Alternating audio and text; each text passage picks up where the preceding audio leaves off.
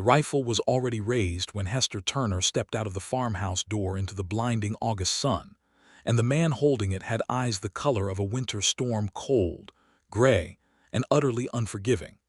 "Get off my land," Chester Talbot said, his voice carrying the kind of quiet authority that did not need to be shouted to be obeyed. "I don't know what you think you're doing in my house, woman, but you've got about 10 seconds to explain yourself before I decide I don't care for explanations." Hester did not flinch. She had learned long ago that flinching only encouraged men who held guns, and she had faced enough of those in her 26 years to know the difference between a man who intended to pull the trigger and one who was simply frightened of what he did not understand. Chester Talbot, she decided in that instant, was the latter. His hands were too steady, his jaw too tight. He was a man who was holding himself together through sheer force of will, not a man loose enough in his anger to do something irreversible. "Your front door was open," she said, keeping her voice even, her chin level. "I knocked for a full 5 minutes. I needed water. My wagon broke down on the property line not a quarter-mile east, and I have been walking in this heat since before noon." Something shifted in those storm-gray eyes, not softening exactly, more like a crack appearing in a wall that had been built very deliberately, brick by brick, to keep the world at a measured and manageable distance. "The property line," he repeated. "Yes, sir. The east boundary. Your fence post is down, by the way. The one with the split oak rail. I nearly walked straight past it without knowing I was trespassing." He lowered the rifle, slowly. The way a man lowers a weapon when he is not entirely sure he should be lowering it, but his better instincts are overriding the ones built from years of betrayal and hard lessons learned at painful cost. "My fence post," he said again, quieter. "I did not come here to cause trouble," Hester said. "I came here because I am alone. My rear axle is cracked through. The sun is trying to kill me, and you appear to be the only human being within 5 miles who might have a ladle and a bucket of water." The silence between them stretched out across the dry Colorado, just like a thing with weight and texture. A hawk screamed somewhere above the ridge. The heat shimmered off the hard-packed ground in visible waves. And Chester Talbot, rancher, man of 40 acres and solitary habits, looked at Hester Turner with an expression she could not entirely read, something between wariness and a recognition so deep it frightened him. He had not spoken to a woman in 14 months. He had not let anyone inside this house in longer than that. And he had not once in all that careful solitary time, expected that the moment his carefully constructed world would begin to unravel would arrive on foot, sunburned, with mud on her boots and a crack in her voice that told him she was braver than she wanted him to know. But that is not where this story truly begins. 3 weeks earlier, Hester Turner had been sitting at the edge of a boarding house bed in the town of Millhaven, Colorado, with a letter in her hands that had changed everything she thought she knew about her future.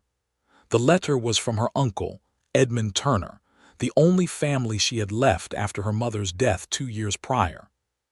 It informed her, in the clipped and unapologetic language of a man who had always considered sentiment a weakness, that the small parcel of land her mother had left her, 12 acres outside a town called Drywell Creek, about 40 miles southeast of Millhaven, had been sold to pay debts he had accumulated in her name through a legal maneuver so brazen and so coldly executed that Hester had read the letter 3 times before the full magnitude of what had been done to her sank in. Betrayal. The word did not cover the half of it. Her mother, Clara Turner, had scrimped and saved for 15 years to purchase that land. She had spoken of it as a promise, a foundation, a future that no man could take from Hester, a place that would be hers regardless of what the world decided to do with her.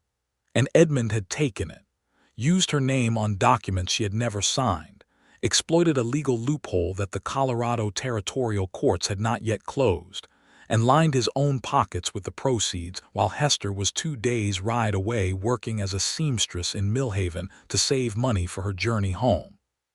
She had no home to go back to.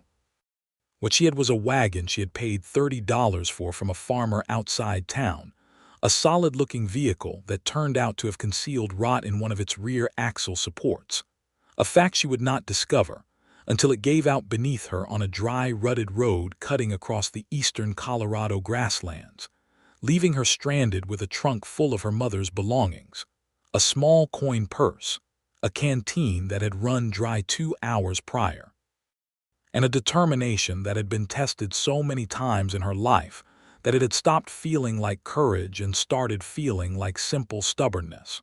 She had walked east because east was the direction the road went. She had not known whose land she was crossing.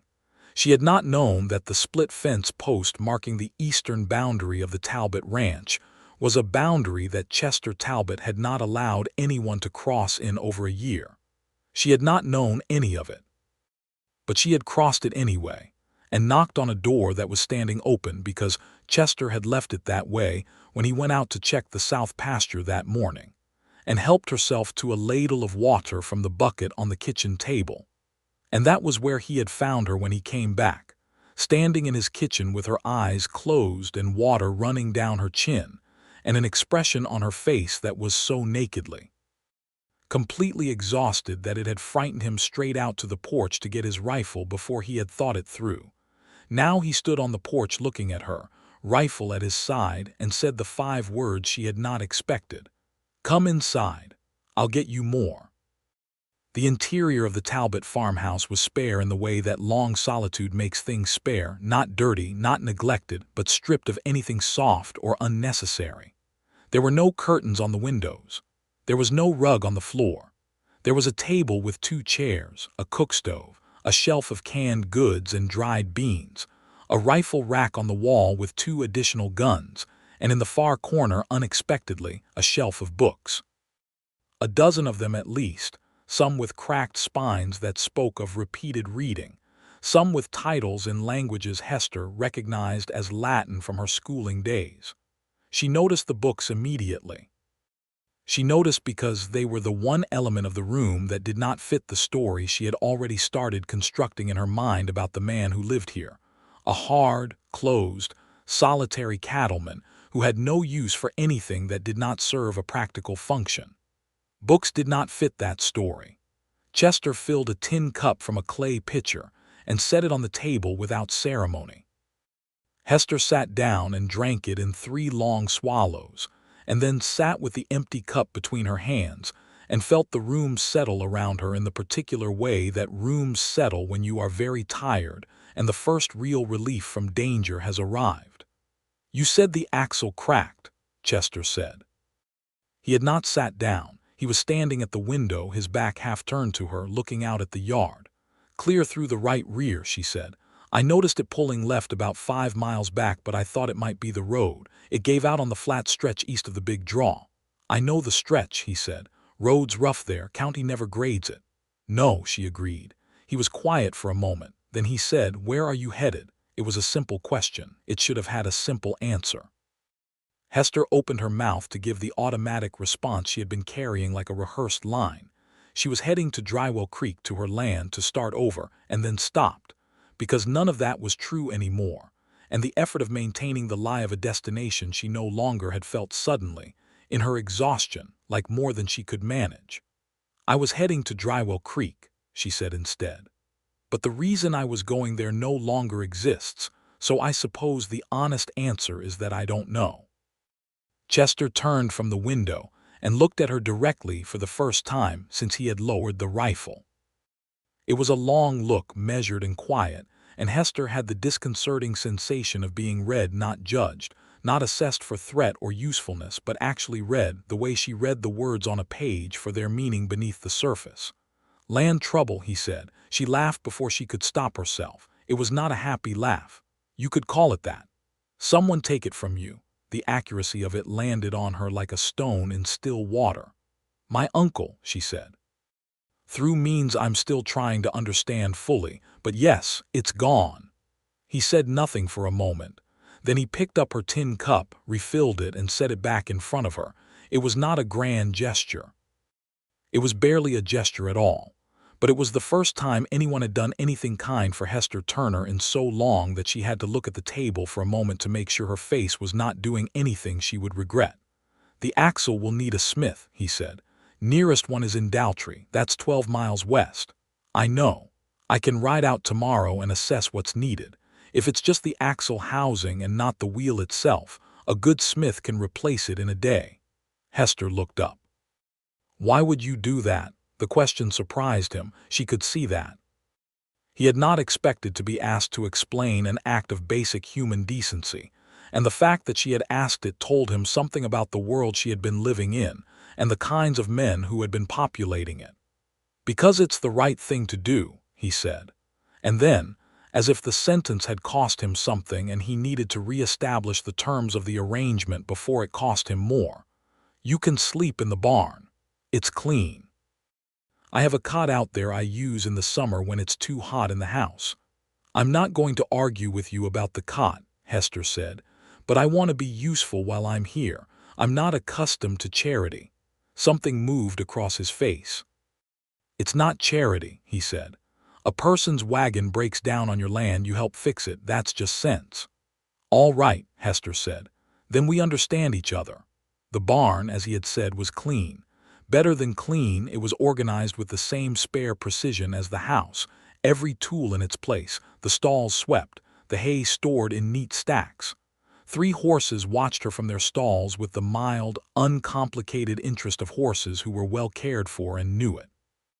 She recognized the signs of a man who found the work of caring for things, living things especially, to be the structure around which his interior life was organized, even if the interior life itself was heavily guarded and showed no outward signs of anything as vulnerable as feeling.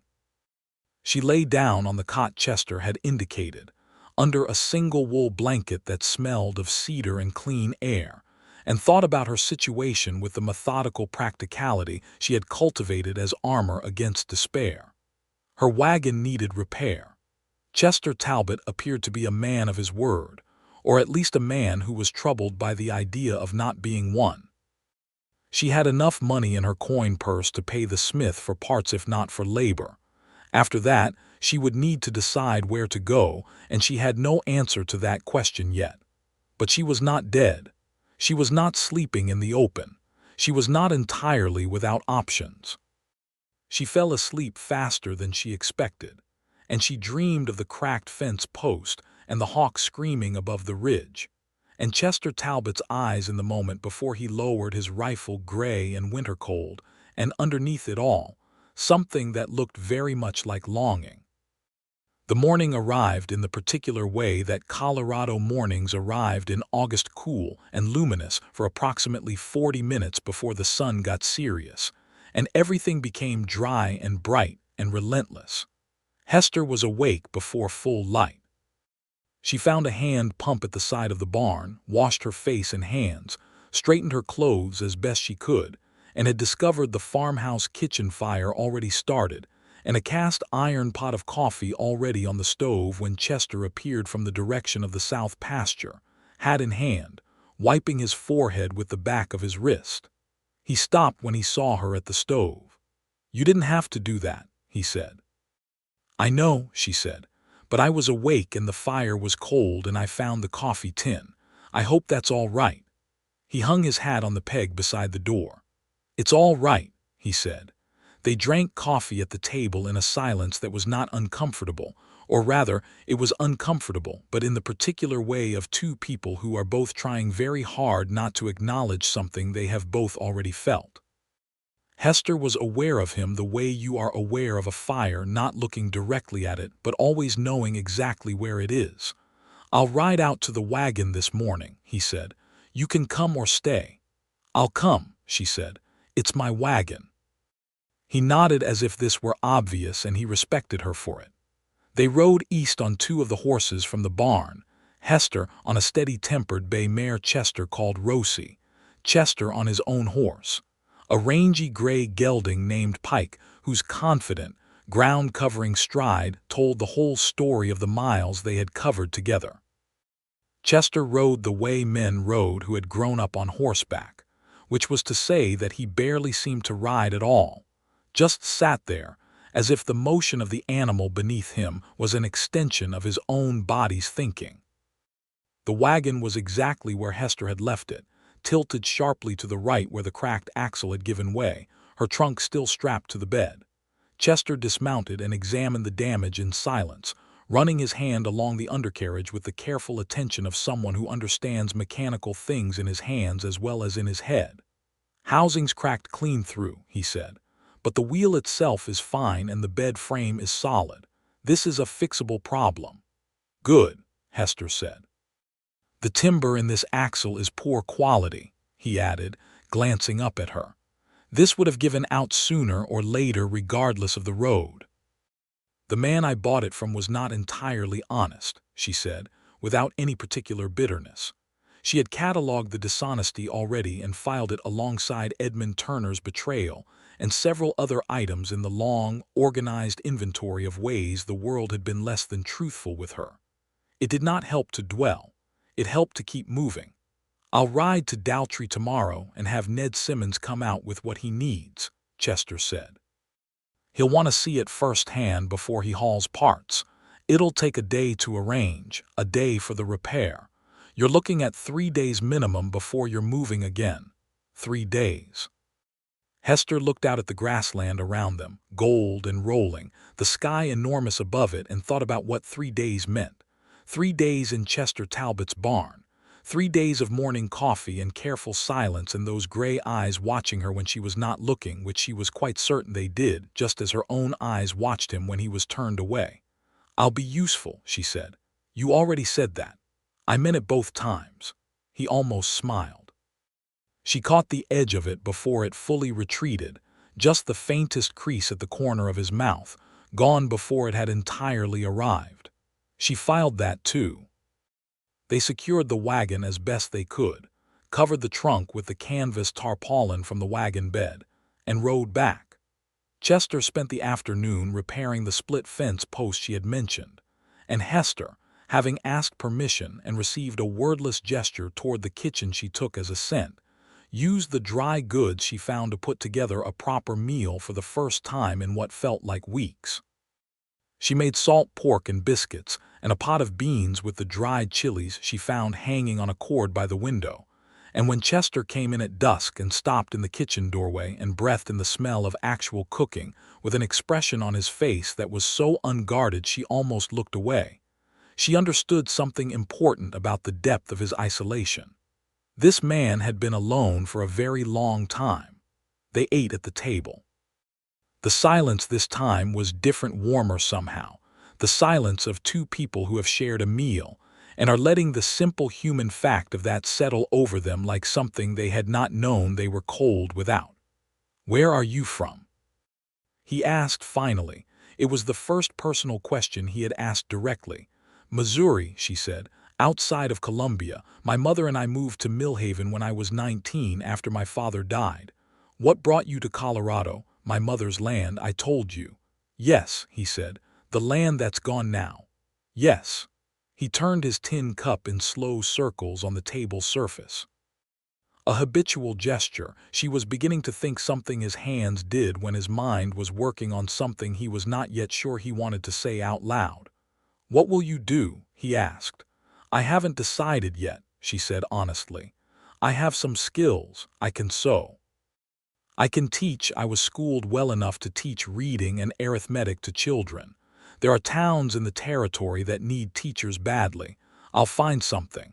She said it with the confidence of someone who has talked herself into believing her own plan enough times that it has become a reflexive performance of composure.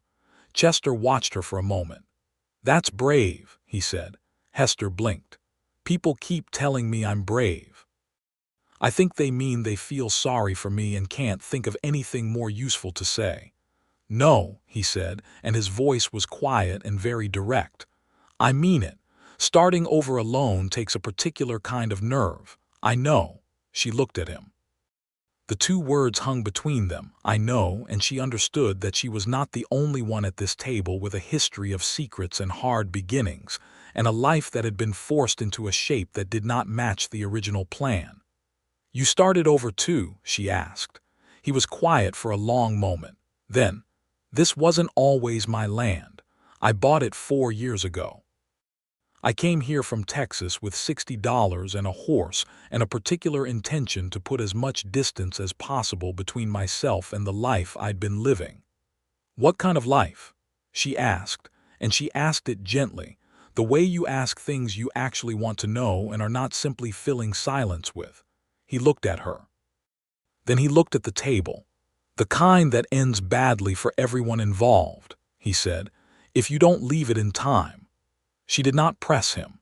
She understood the language of people who have handled their dark past with sufficient care that they can reference it without releasing it, and she recognized that he had told her something true by telling her that much. She let it rest between them and respected the boundary he had drawn without fencing himself completely off from her. And in doing so, she passed some test she had not known she was taking, and something in Chester Talbot relaxed 1 quiet degree in her direction. The next day he rode to Daltrey for Ned Simmons, and Hester stayed at the farm and did what she had promised. She was useful. She swept the house from end to end, beat the dust from the wool blankets hanging over the fence rail, mended 2 of Chester's shirts whose collars were fraying with the small sewing kit she carried in her trunk, weeded the kitchen garden where onions and turnips were losing ground to the encroaching dry-land grass, and fed and watered the horses with the confident efficiency of someone who had grown up around animals and missed them. She also, in the quiet of the afternoon when she was sure she was alone, took one of the books from the shelf in the corner and read 40 pages of it.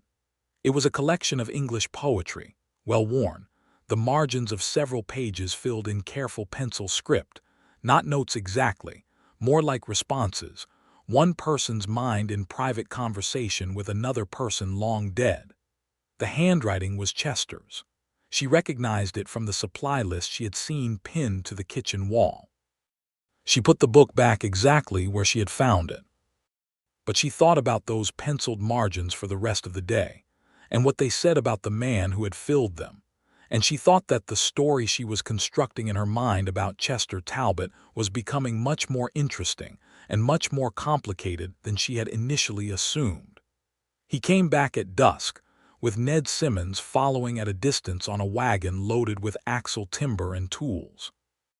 Ned was a cheerful, weathered man of about 50 who assessed the damage to Hester's wagon the next morning, with the brisk competence of a man who has seen every variety of mechanical failure and is not troubled by any of them, and confirmed that the repair would take the better part of a day if Chester helped him and a full day and a half if he worked alone.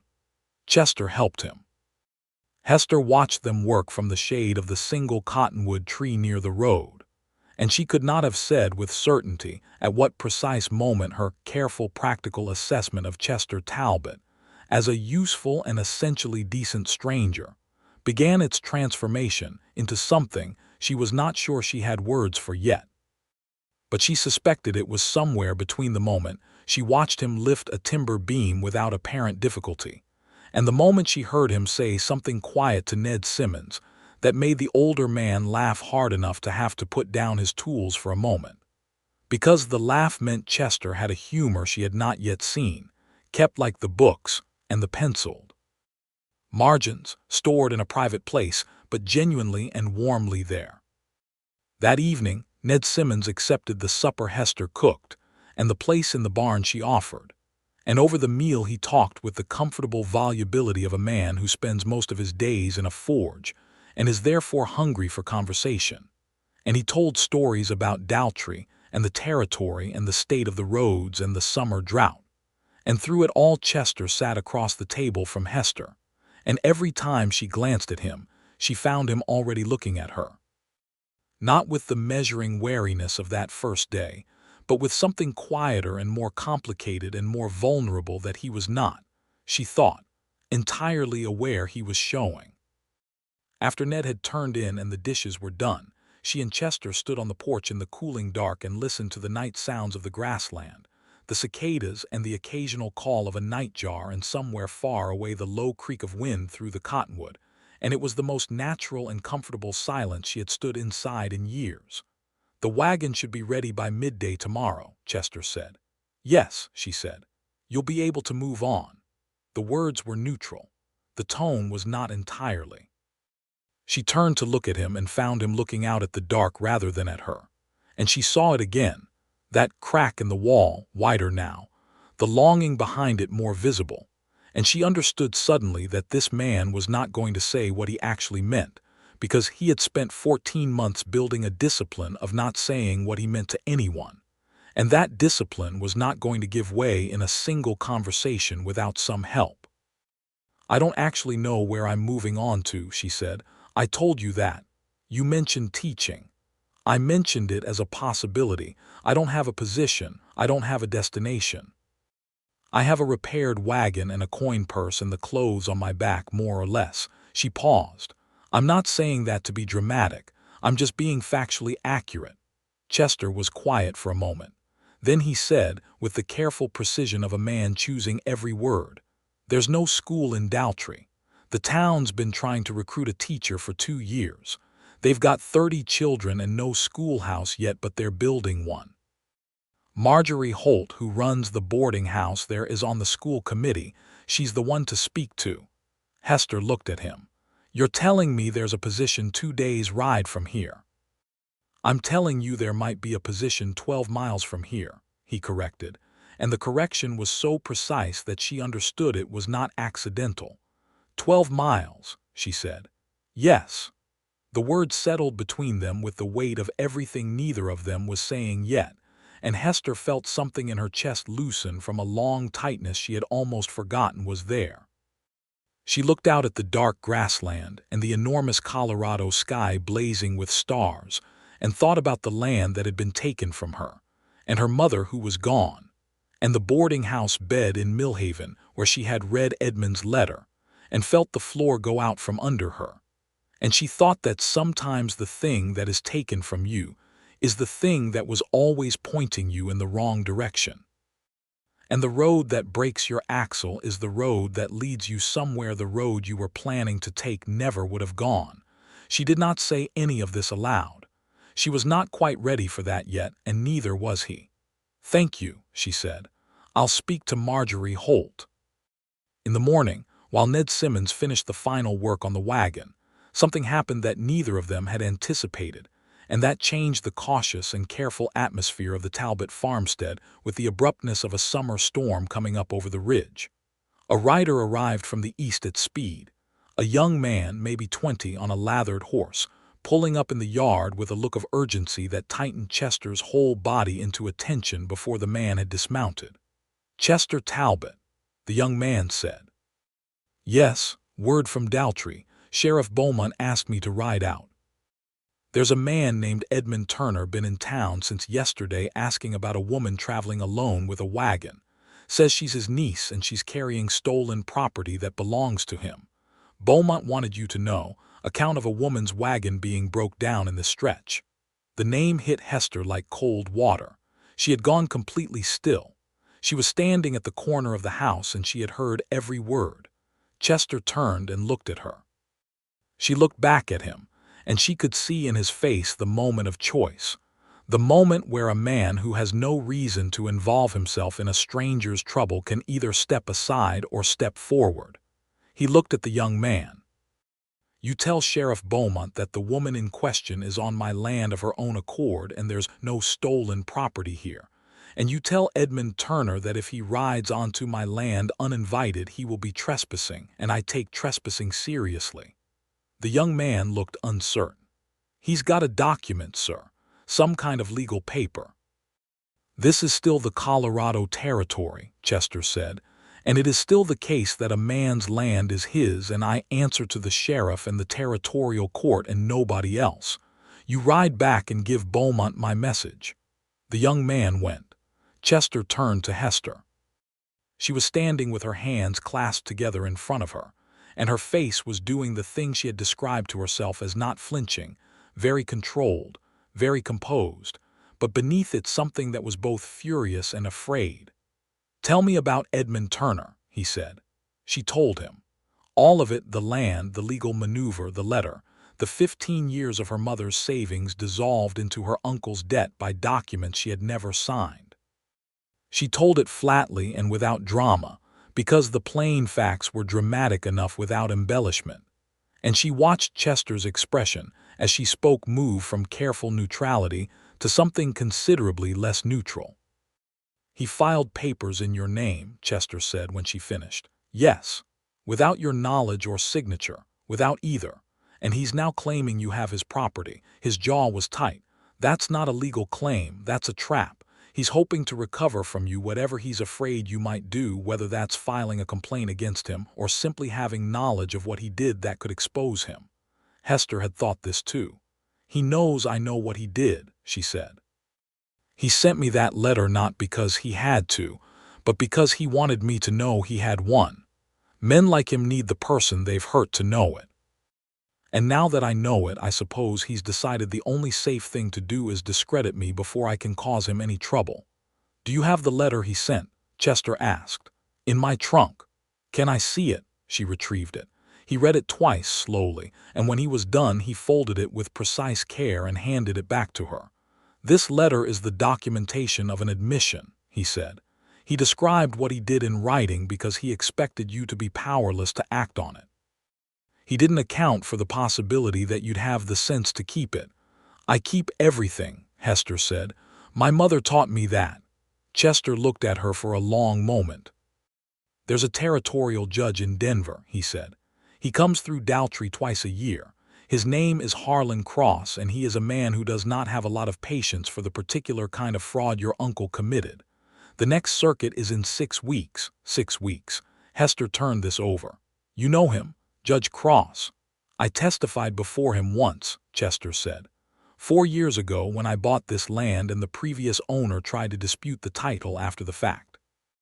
Cross ruled in my favor in about 20 minutes.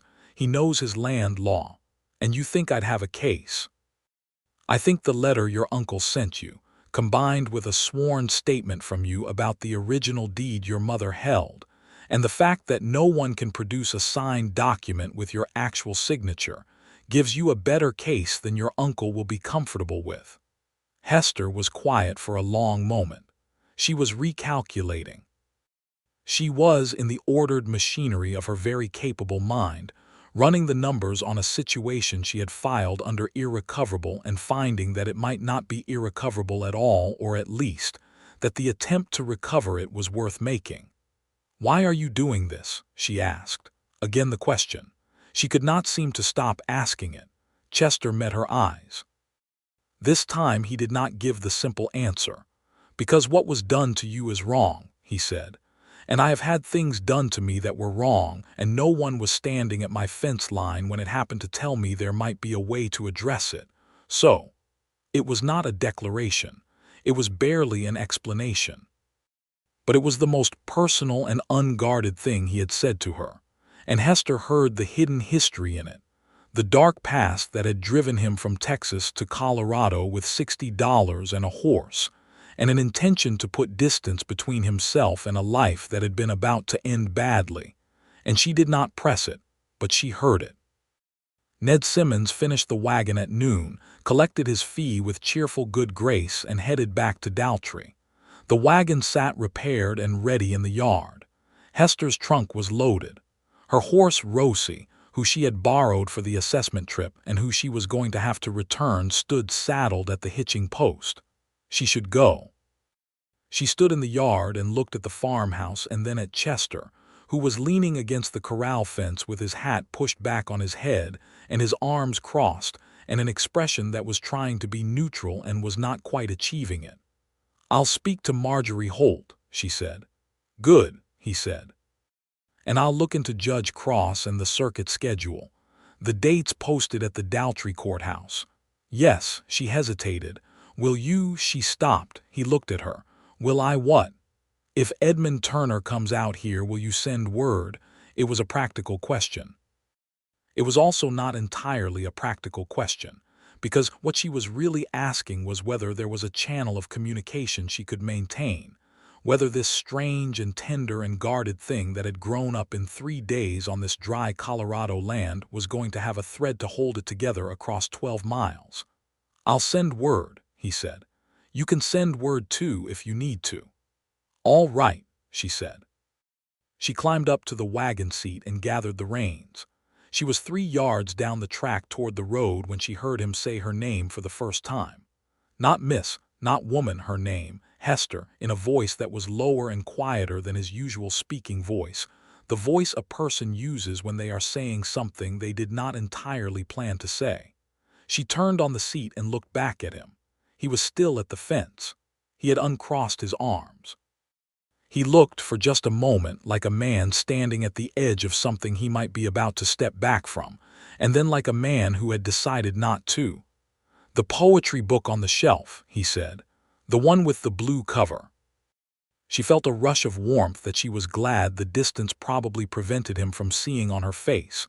She had put it back exactly where she found it. She had thought she had left no trace. "I didn't mean to pry," she said. "You didn't pry," he said. "The margins, the writing in the margins, it's mine, in case you were curious." "I was," she admitted. He nodded as if this were the answer he had been hoping for. "There's a poem in there," he said, "about a woman walking across a field in summer." Page 47. The pencil note next to it says, "This is what it must feel like. I wrote that 8 years ago when I bought the book and I didn't know what I meant by it." He stopped. "Then I think I know now what I meant." Hester looked at him across the yard in the August heat, and the word she was looking for, the one she had not had yet, arrived with a quietness that belied the size of it. She drove to Daltrey. Marjorie Holt was a woman of about 55 with the kind of organized, decisive intelligence that operates efficiently in practical settings. She ran the Daltrey boarding house, sat on the school committee, organized the town's annual harvest fund, and had an extremely accurate working knowledge of everyone in the county and their business. She received Hester at the boarding house with a glass of lemonade, listened to her credentials and her situation with the focused attention of a woman who has interviewed many candidates and knows immediately when she has found what she is looking for, and offered her a room and the teaching position in a single breath. "The schoolhouse will be finished in October," Marjorie said. "In the meantime, you can hold class in the back room of the church. 29 children, ages 6 to 15. The committee will pay you $30 a month plus room and board." $30 a month, more than she had earned sewing. A room, a roof, a purpose. Hester accepted before Marjorie had finished the sentence. In the days that followed, she settled into the rhythm of Daltrey with the quiet competence of a woman who has always been good at making something out of what is available. She organized the church room into a functioning classroom, created a reading schedule, sent to Denver for primers and a set of arithmetic books, and within 2 weeks had 26 of the 29 children showing up every morning with the kind of regularity that only occurs when children are actually learning something they find worthwhile. She also, quietly and with great care, gathered everything she needed for the case against Edmund Turner. She obtained an affidavit from an attorney in Millhaven, who confirmed that the deed her mother had originally purchased was valid and registered correctly. She found the original land registry documentation her mother had left with a notary in Columbia, Missouri, which she wrote to retrieve. She organized the letter, the deed records, the notary's certification, and a careful, detailed written account of everything Edmund had done into a file that she kept in her trunk under the bed and thought about every night before she fell asleep. And she wrote a letter to Chester Talbot. It was not a long letter. She was not, by habit, an effusive correspondent. She told him that she had secured the teaching position, that she was settled in Daltrey, that she had begun the process of gathering documentation for the judge, and that Edmund Turner had apparently made no further moves that she knew of. She told him that she had been to the courthouse and confirmed that Judge Cross's circuit would pass through Daltrey on the 14th of October. And then at the end of the letter, almost as an afterthought, though it was not an afterthought at all, she wrote, I found a copy of the book on your shelf in the lending library here. The poem on page 47 is very beautiful, and I think you were right about what you meant. She mailed it on a Thursday. On the following Monday, there was a response waiting for her at the boarding house desk, and Marjorie handed it to her with a look that was entirely too knowing, and that Hester chose not to acknowledge. Chester's letter was also not long. He confirmed that Edmund Turner had not appeared on his land or made any further inquiries through the sheriff's office that he was aware of. He said that he had repaired 3 sections of fence on the south pasture and sold 8 head of cattle at decent price. He said the summer heat had begun to break and the mornings were cooler. And then he wrote, in the careful, deliberate hand she had seen in the penciled margins of the poetry book, "I have read page 47 again since you left. I find I cannot read it without thinking of August and a woman standing in the yard with sun on her hair. I hope Daltrey is treating you well. I expect it is. You seem like a person who makes places treat you well by force of your own doing." She read it 3 times and then put it away in her trunk beside the legal file, and thought that Chester Talbot was, in his spare and careful way, one of the more remarkable people she had ever encountered. They wrote to each other once a week for 6 weeks. The letters were not romantic in any overt sense. They were practical, observational, sometimes philosophical, occasionally funny in the dry, understated manner of 2 people who share a sense of humor they have not yet had occasion to demonstrate fully to each other. They talked about books and about the land, and about the slow business of building something in a territory that was still deciding what it wanted to be. They talked, in careful and gradually more open ways, about themselves, about Missouri and Texas, and the various roads that had led them to a dry piece of Colorado land on a hot August afternoon.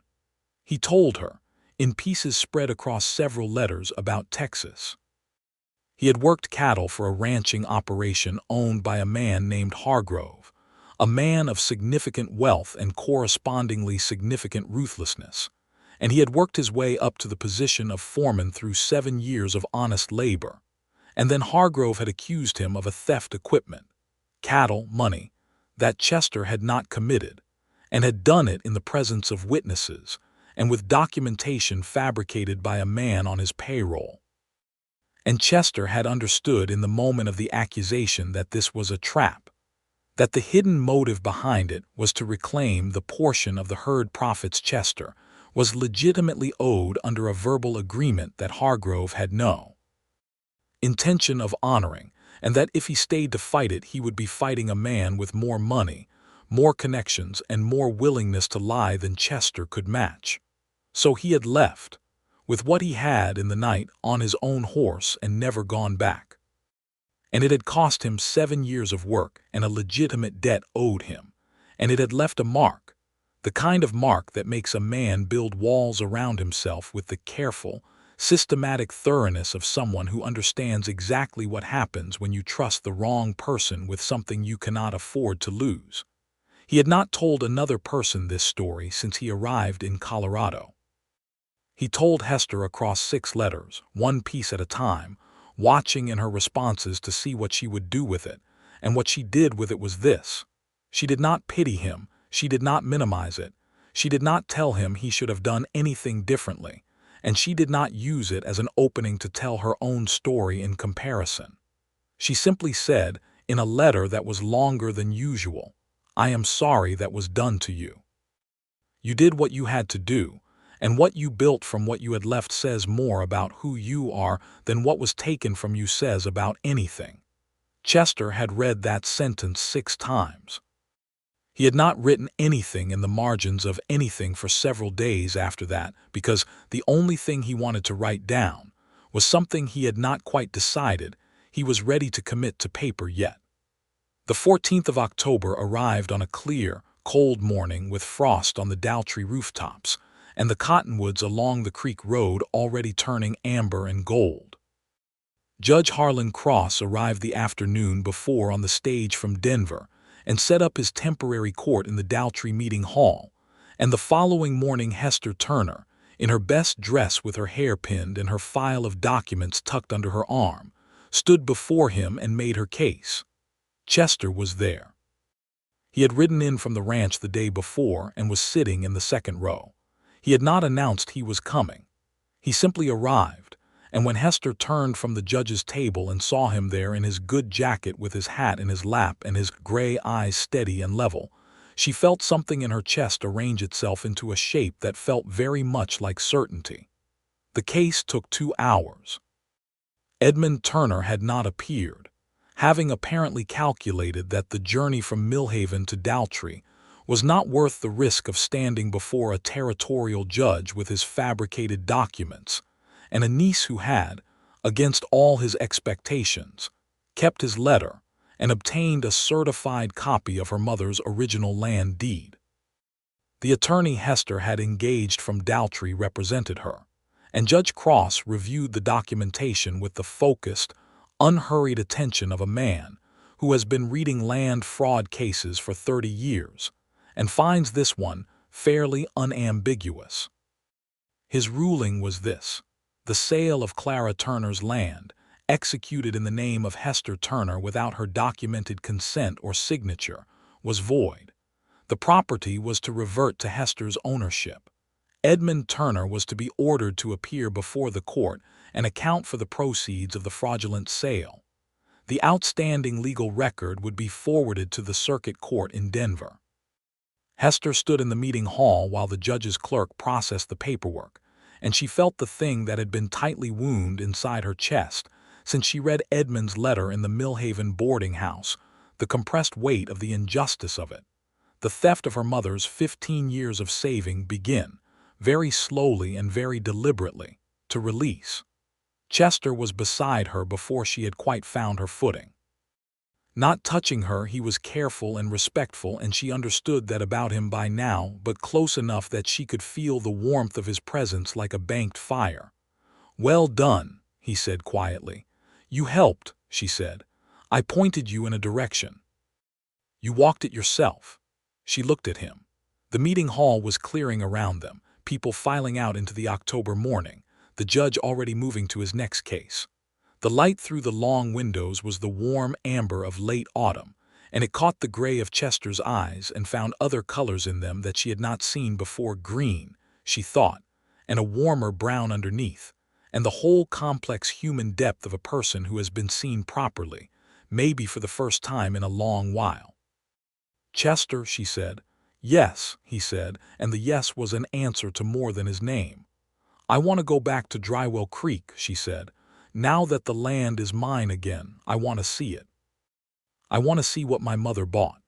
"Of course," he said, "but I want to come back," she said, "to Daltrey, to my students, to—" She stopped and then chose honesty the way she always chose it when it mattered, directly and without decorative evasion. "I want to come back to this county," she said, "because I find I am rather attached to it." Chester was very still for a moment. Then he said, "The land is 12 miles from my east fence line." "I know," she said. "That's not far," he said. "No," she said, "it isn't." He held her gaze for a long, quiet moment that had the quality of a door opening slowly, carefully, after a long time locked. Then he said, "Hester, when I said what I said about page 47, I want you to know I was not speaking casually." "I know you weren't," she said. "I don't speak casually about poetry either." A smile arrived on his face that was nothing like the edge of a crease she had seen in those first days. It was a full, real, unhurried smile that transformed him completely and made her feel, quite suddenly, as though August had come back to stay. She went to Drywell Creek the following week. Chester rode with her. She had not asked him to, and he had not asked if he should. He simply appeared at the Daltrey boarding house on the morning she planned to leave and said he had some business in that direction. And she did not challenge this extremely transparent fiction because she did not want to. The 12 acres outside Drywell Creek were overgrown and neglected from the year they had been out of proper management, but the land itself was good, solid, well watered by a creek branch, with a stand of cottonwoods along the south edge and enough flat ground for a building site. There was no house. just the remnants of a shed that had been there when her mother purchased it. There were fence lines that needed work. The grass was mixed prairie and scrub in that way that good land looks when it has been left to itself for a season, but has not given itself over entirely to disorder.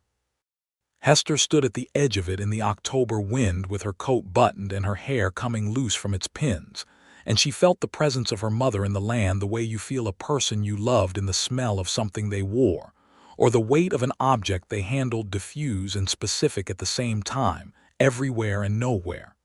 Chester stood beside her. He did not speak. He understood, she thought, the kind of silence this was. After a long while she said she never got to see it. No, Chester said. She bought it from a land office advertisement. She never came out here. She was saving the trip for when we could make it together. Her voice was steady. We ran out of time. Chester's hand found hers at her side. It was the first time he had touched her, and he did it the way he did most things, carefully, deliberately, with the full intention of not taking it back. She did not pull away. She held on.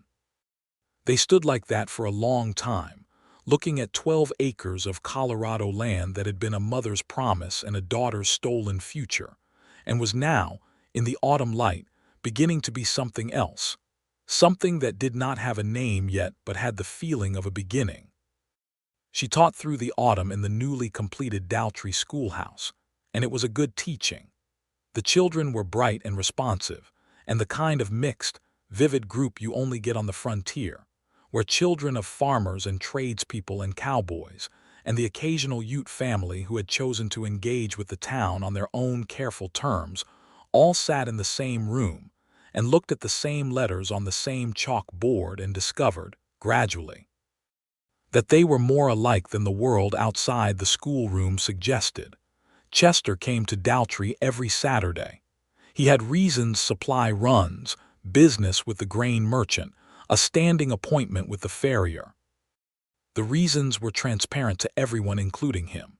He had coffee with Hester at the boarding-house table, while Marjorie Holt made herself extremely busy in other rooms of the house, and then he walked with her in the late afternoon along the creek road, where the cottonwoods had gone bare now, and the air was cold and clear and smelled of wood smoke and winter coming. They talked about everything. About the ranch and the school and the land and the territory's slow organization toward statehood, which Colorado would achieve in a few years, they thought. About books. About his years in Texas and her years in Missouri, and the specific, formative weight of a childhood spent watching a parent work with unrelenting dedication toward something that was meant to outlast them. About what they believed and what they had stopped believing and what they had, carefully and slowly, started to believe again. He asked her, on a Saturday in late November when the first real snow had come, and the creek was beginning to slow toward its winter stillness, if she would like to come to the ranch for Christmas. He said his neighbor a mile north, a widow named Cecilia Marsh who had 2 daughters and more livestock than she could manage alone, usually came over for Christmas dinner, and he cooked a proper meal when he had occasion to. He said it was a small thing, and not, perhaps, much of a celebration by most standards, but that it would be considerably improved by her presence. Chester, Hester said, watching the snow come down on the bare cottonwood branches, you are, for a man who spent 14 months determined not to let anyone past his front door, remarkably good at invitations. He looked at her. The corner of his mouth moved. I had a good example, he said. Someone walked into my house in August without waiting for an invitation. To be fair, she said, the door was open. It's been open since, he said quietly, and what he meant was not about a door. She came for Christmas. Cecilia Marsh was a warm, practical woman of about 45 with 2 daughters of 12 and 14, who regarded Hester with the transparent fascination of young women who were starved for new and interesting female company. And the meal Chester cooked was better than she had expected. A joint of beef roasted with wild onions and herbs he had dried himself, cornbread, the beans he had discovered she was good at, and admitted he had been trying to replicate since she made them in August, and a dried apple cake that Cecilia had contributed, and that was genuinely extraordinary. After the meal, while the girls chased the ranch dog through the snow outside, and Cecilia washed up in the kitchen with the decisive cheerfulness of a woman doing a kindness she expects nothing back for, Hester and Chester sat by the fire in the sparse farmhouse sitting room that was gradually, she had noticed over her visits, becoming less spare. There was a rug now on the floor, and curtains on one of the windows, both of which she suspected had been acquired with deliberate intention and no small amount of quiet hope. And the fire was warm, and the sound of the girls outside was bright and distant. And Chester said her name again, the way he said it when he meant more than the name. "Hester?" "Yes," she said. He turned from the fire and looked at her with the full, unguarded openness that she had watched emerge across 5 months like a plant growing toward light slowly, inexorably, with a biological determination that had nothing to do with decision and everything to do with nature. "I know it has been a short time," he said. "Measured in months, I know that." 5 months, she said. "Yes, and I know," he stopped, collected himself, tried again. "I am not a man who does things carelessly or quickly, you know that." "I know that very well," she said. "So when I say what I am about to say, I want you to know it is not careless. It is not quick. It is the most certain thing I have thought about in a very long time, and I have thought about it from about the 4th day you were here, which was the day before you left, when I stood on the porch and watched you drive away and felt something close up in me that I had not known was open." Hester held very still, the way you hold still when something is arriving that you want to receive with complete attention. "I love you," Chester Talbot said. "I did not plan to. I did not think I was capable of it anymore, to be quite honest. But there it is, and I am not going to pretend otherwise, because pretending otherwise would be the worst kind of cowardice, and you are the one person I have met in a very long time who I am absolutely not willing to be a coward in front of." The fire crackled. Outside, the girls' laughter floated in through the walls. "Chester," Hester said, "I have loved you since I found your pencil notes in the margins of a poetry book and understood that you were a person who talked to the things you loved because they were worth talking to." She paused. "I love you. And I have been considerably less patient about admitting it than you have, except that I was waiting to make sure you were ready to hear it." He crossed the space between them in 2 steps and took her hands in both of his, and held them the way he had held them at the edge of her mother's land in October, with the full and certain gravity of a man who is holding something he intends to hold for the rest of his life. "Marry me," he said. It was not a dramatic declaration. It was the direct, quiet speech of a man who has thought about something for a long time and has decided. "Yes," Hester said. And the word had the same quality, no drama, no fanfare, just certainty landing where certainty had been building for 5 months across 40 miles of Colorado grassland and a broken wagon axle and 6 weeks of careful letters, and a poetry book with penciled margins that had said, 8 years before he understood it, "This is what it must feel like." They were married in the Daltrey Church in February, in the deep of the Colorado winter, with Marjorie Holt as witness and Cecilia Marsh's daughters as flower girls, and the whole of Daltrey in attendance because, in a town of 300 people, a wedding is never a private event, and Hester had become, in the space of 4 months, a person that the town had decided it was not prepared to let go of. Ned Simmons, who had fixed her wagon and thereby unknowingly set everything in motion, was there with his wife and 3 children, and a grin wide enough to be visible from the back of the church. The ceremony was short and real in the way that matters. The vows were said without theatrical flourish, directly, with the particular sincerity of 2 people who have each had enough of the world's dishonesty that they have no interest in performing even a socially sanctioned version of it. Chester's voice was steady throughout. Hester's was too, except at the moment he put her mother's ring, which she had brought from Missouri in a small velvet pouch she had kept safe through every calamity of the past months, on her finger, because that she had not anticipated would cost her as much as it did, and it showed. He noticed. He always noticed. He pressed her hand gently and held it, and the ceremony continued, and they were married. The winter passed, and the spring came with the particular extravagance of Colorado Springs, the land going from white to brown to green in what felt like a matter of days, the creek running high and musical with snowmelt, the grassland erupting in the wildflowers that the dry Colorado earth somehow produced with the reliable abundance of a reliable promise kept. Hester kept her teaching position in Daltrey and rode the 12 miles into town and back 4 days a week on Rosie, who Chester had made official with a proper bill of sale the morning after the wedding.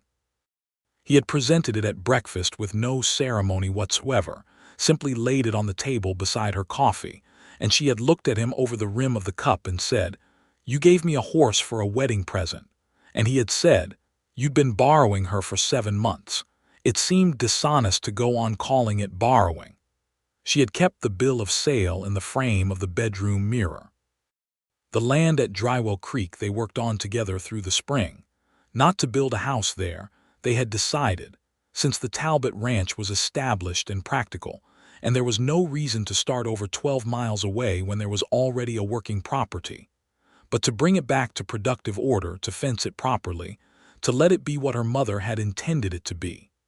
A foundation, a proof that something solid had been built and could be passed forward. They planted it with a small hay crop that first spring, which Chester managed alongside his own. In the summer, the crop came in and they sold it at a modest but real profit, and Hester put the money in the bank in Daltrey in an account under her own name, because her mother had believed in women owning their own resources, and Hester believed it too, and Chester had said the one and only time she had raised the subject with the slight defensiveness of someone expecting pushback, "Of course, that's your land. It should be in your name." She had looked at him for a long moment after he said that. He had gone back to whatever he was doing with complete unconcern. She had thought, for perhaps the 100th time since February, that this was an extraordinary man. Edmund Turner's case was resolved in the fall. He had appeared before Judge Cross in Denver with an attorney who had apparently reviewed the evidence and advised him in the plainest possible terms that he had no defensible position, and the outcome was a formal judgment against him, requiring the repayment of the land sale proceeds plus the costs of the legal proceedings, registered in the territorial record as a fraudulent transaction. He was not imprisoned. The territorial legal system had limited enthusiasm for imprisoning men of property, and his attorney had negotiated the financial penalty as a substitute. But his name was in the record, and the record had a long memory, and Edmund Turner had lost both the money and the reputation he had been trying to protect, which was, Hester thought, a fitting and appropriate resolution. She had felt nothing when the letter from her Daltrey attorney confirming the outcome arrived. Or rather, she had felt something small and complete and finished, the click of a door closing on a room she would not need to revisit. And then she had put the letter in the fire and gone to find Chester in the south pasture, where he was moving cattle with the easy competence that was his natural element.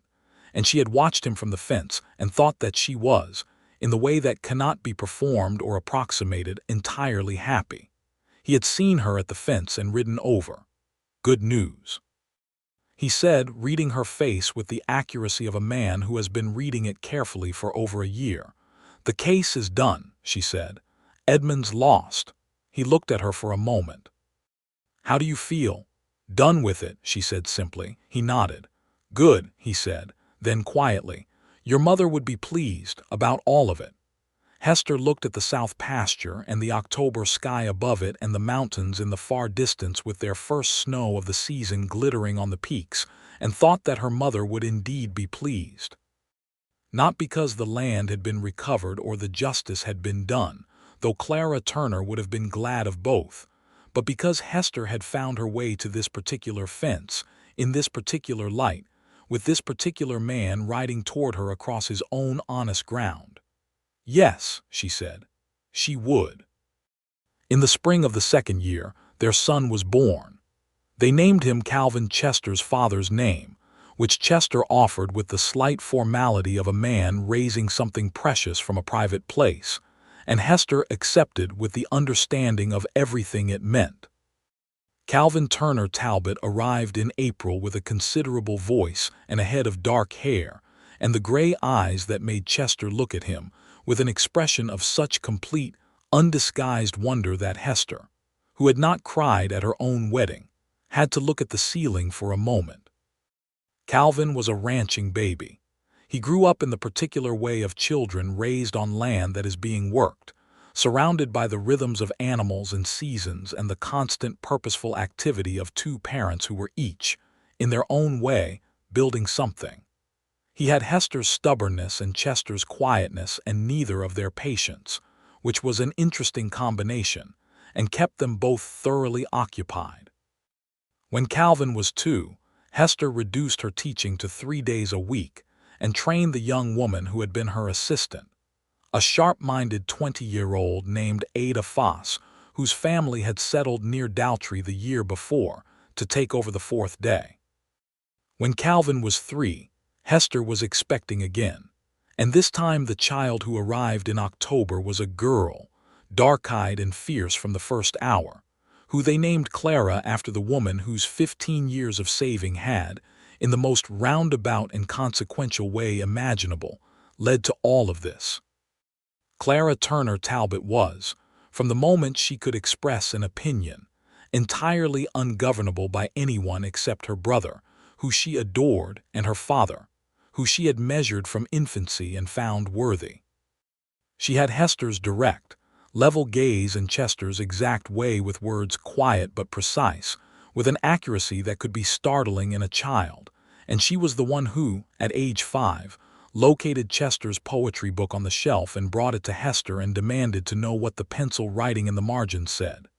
Chester, who was sitting at the table, looked up from his account book and waited. Hester opened to page 47. She read the poem aloud slowly, because Clara deserved to hear it properly, and then she pointed to the pencil note in Chester's careful hand and read it too. "This is what it must feel like." "What must what feel like?" Clara demanded. Hester looked across the table at Chester, who was watching her with the quiet, warm gravity that was, after 5 years, still the most steadying thing she knew. "Finding the right place," Hester said, "and the right person, and knowing it." Clara considered this with 5-year-old seriousness. Then she handed the book back, announced that she was going to find Calvin, and ran out into the yard, and the door stood open behind her in the summer air. The years on the Talbot ranch moved in the way that good years move, full and purposeful, each season bringing its work and its reward, the land repaying the attention paid to it with the steady, compound generosity of honest ground.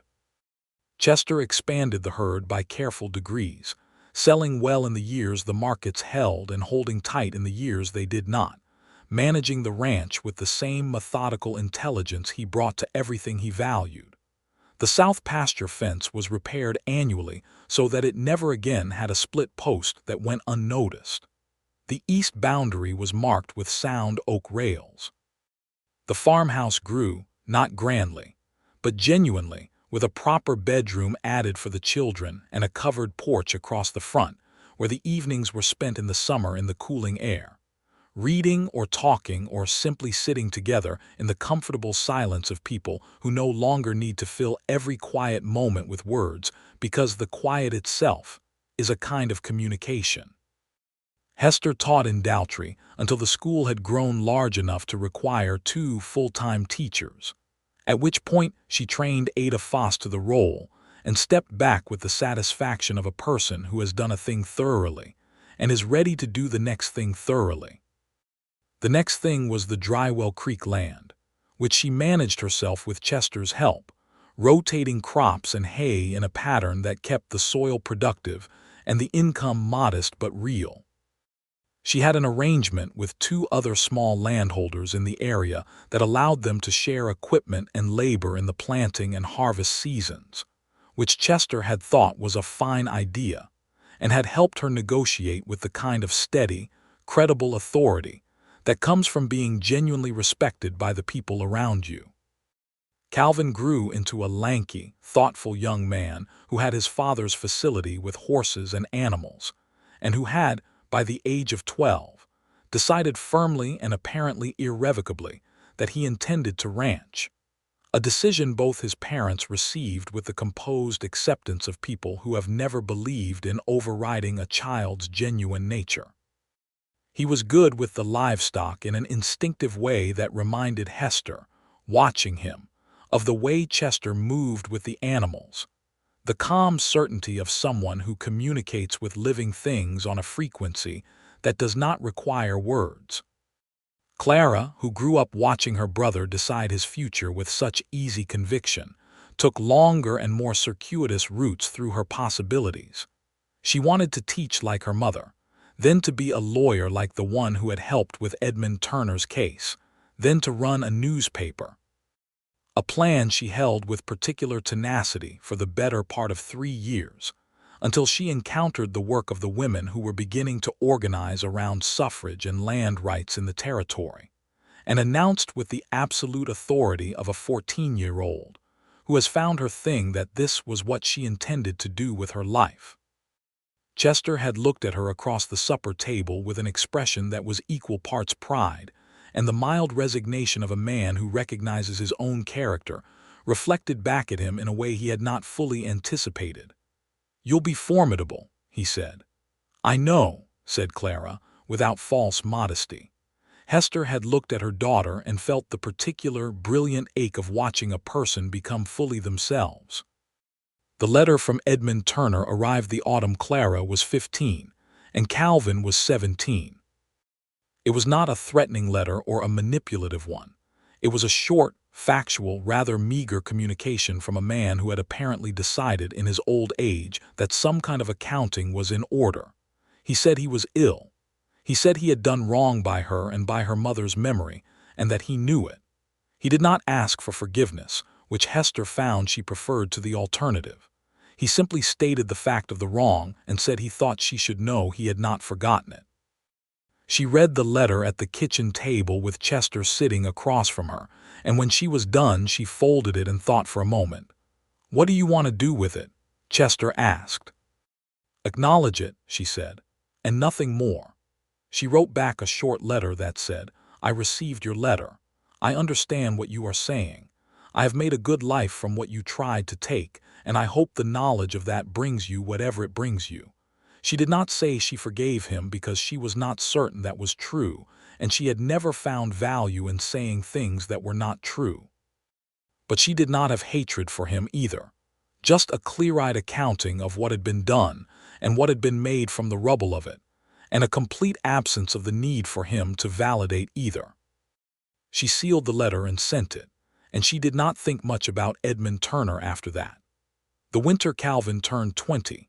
He began courting a young woman named Jessie Barton from the farm 2 miles north, a quiet, capable person who had grown up on the land and understood the life it entailed in its full reality, and who regarded Calvin with an affectionate, practical intelligence that Hester recognized as a very good sign.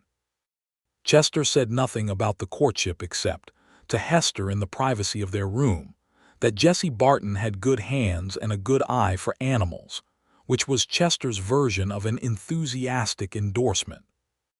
By the spring Calvin was 21, the courtship had progressed to a formal engagement, and the Talbot farmhouse was full of the particular happy disruption of a wedding being organized from the inside. They married in the Daltrey church in May, the same church, the same aisle, though the church had been expanded twice since Chester and Hester's own wedding. Ned Simmons was there again, older now and slower but still grinning. Marjorie Holt, who had attended every significant event in every life she had helped shape in Daltrey for 30 years, was there in her good hat, weeping happily into a handkerchief and making no effort to conceal it. Chester stood with Hester in the pew and watched their son marry and held her hand, and after 23 years, the holding of her hand still felt like the first time he had done it. At the edge of her mother's land in October, with certainty settling over him like something that had always been true and was now simply being acknowledged. That evening, When the celebration had wound down and the ranch was quiet again, Hester and Chester sat on the covered porch in the May dark, the way they had sat on porches across all the years, not because they had run out of things to do, but because the sitting together was its own complete and sufficient thing. "Ned Simmons," Chester said, "cried at the ceremony." "He did," Hester agreed. "He fixed a wagon axle and started all of this," Chester said. "He probably doesn't know that." "He might," she said. "Marjorie has told the story enough times." He laughed, and it was the full, warm, unhurried laugh she had first discovered in him at that Christmas dinner 23 years ago, and it had never lost its capacity to make her feel as though August had returned to stay. "Chester," she said. "Yes." "Do you ever think about what would have happened if the road had been better, if the axle had held?" She asked it idly, not with anxiety. It was a comfortable philosophical question, the kind you only ask when you are secure enough in what you have that its hypothetical absence has no real power. He was quiet for a moment, in the thinking way rather than the deflecting way. Then he said, "I think about it sometimes. I think the axle was going to fail. You said yourself it was already pulling left. It was going to fail on some road eventually." "True," she said. "But not necessarily on this road," he said. "Not necessarily east of the big draw where the fence post was down." He paused. "So I am very glad," he said carefully, "that it was this road. And I am glad the fence post was down so you walked through it without knowing. And I am glad the front door was open. And I am very specifically glad that you are not a person who flinches." Hester looked at him in the dark and felt the warm, layered weight of everything they had built together across 23 years. The ranch and the school and the land and the children and the letters and the poetry and the supper tables and the mornings and the hundreds of quiet evenings on this porch. And it had all of it, every inch of it, begun with a cracked axle on a dry, rutted road in August, and a man who lowered a rifle because his better instincts overruled his fear. "I'm glad too," she said. "I'm glad every day." He brought her hand to his lips and held it there for a moment, and the night settled around them with all its familiar sounds. The creek, the horses, the wind in the cottonwoods, and the lights were on in the farmhouse behind them, where their son and new daughter-in-law were cleaning up from the celebration. And somewhere across the dark prairie Clara's most recent letter was sitting on the kitchen table describing her work with the women's organization in Denver, full of the fierce, precise, quietly impatient language of a person who has found her purpose and is pursuing it without apology. The stars above the Colorado grassland were very bright and very many, and the land stretched out in all directions, enormous and patient and real, and Hester Turner Talbot, who had arrived on this land with a broken axle and an empty canteen and a determination that had been tested enough times to feel like stubbornness, held her husband's hand on their own porch and let the night be exactly what it was. Which was enough, more than enough, everything. In the years that followed, the Talbot Ranch became a fixed and recognized feature of the southeastern Colorado landscape. Not grand in any ostentatious way, but substantial, reliable, the kind of place that other people navigated by. Calvin and Jessie built a house of their own on the north edge of the property, and when their first child was born, a boy they named Henry, after Jessie's father Chester walked over that morning with his hat in his hand, and a face that had achieved the complete, helpless transparency of a man who has become a grandfather and is not prepared for how much it means to him. Hester had watched him go and thought about August and a winter-gray gaze and a rifle being lowered by better instincts, and she had thought that of all the things you cannot plan and cannot force, the best ones arrive this way, through a cracked fence post, down an open road, wearing the plain clothes of accident and necessity, and turning out to be your entire life. Clara came home from Denver every summer. She brought news of the suffrage movement and the women's organizations and the slow, grinding, sometimes infuriating progress of legal change. And she sat at the supper table and argued with her father about politics and land law with the eager, affectionate ferocity of a person who has learned to argue from someone who argues well. and Chester met her point for point with the dry, precise engagement of a man who is deeply proud of a daughter who can beat him in a debate and knows it. Hester presided over these discussions with the private satisfaction of someone watching a thing she built do exactly what it was built to do. The Drywell Creek land she continued to manage herself, with Calvin's help as he grew into the partnership naturally. The arrangement with the neighboring smallholders had become a genuine and formally registered cooperative, one of the first in the county, and the county agricultural officer had ridden out twice to examine it as a model. Her mother's 12 acres had become part of something larger than her mother had intended, and exactly as significant as she had hoped.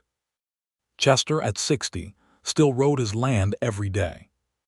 He was slower than he had been, and his gray hair had gone entirely white, and there were lines in his face that were the record of 40 Colorado winters and as many summers. But the eyes were exactly as they had been, steady, quiet, the storm color with the green and brown underneath that she had learned to read the way you read the sky for weather. Not to predict it perfectly, but to understand it, to know what it meant, to be fully present to whatever it was bringing. He still wrote in the margins of books. The shelf in the corner had grown to 2 shelves, and then to a small bookcase built by Calvin as a Christmas gift one year, and the penciled conversations between Chester Talbot and the writers he loved filled margins across several dozen volumes. Hester sometimes read them without telling him, and every time she did she found something that surprised her, a new connection made, a new response to something she had read herself, the mind she had been in daily conversation with for 23 years revealing another room she had not been into before. She had told him this once and he had said, "Good, I'm glad you're still finding rooms." "Are you?" she said. "I have no objection to being knowable," he said. "I just required time to become so." "You required considerable time," she agreed. "You had patience," he said. "I had stubbornness," she said. "Same thing," he said, "in your case." And they had laughed together, in the kitchen of the house they had shared for 23 years, with the morning light coming through the windows and the horses quiet in the barn, and the Colorado sky spreading blue and enormous over 40 acres of honest ground, and the book on the table between them open to a page with pencil in the margins. The whole long story of 2 people written in the particular language of a life built carefully, truthfully, and with complete intention from the wreckage of what had been taken and the foundation of what had been found. The fence posts on the east boundary were always sound. Chester saw to that himself. He always said that a good fence kept nothing in that wanted to be out and nothing out that wanted to be in. It simply marked the line clearly, so that when someone crossed it, they crossed it on purpose. Hester had crossed it in August on a hot, exhausted, waterless afternoon without knowing where she was, and had never gone back to being lost. She had never needed to.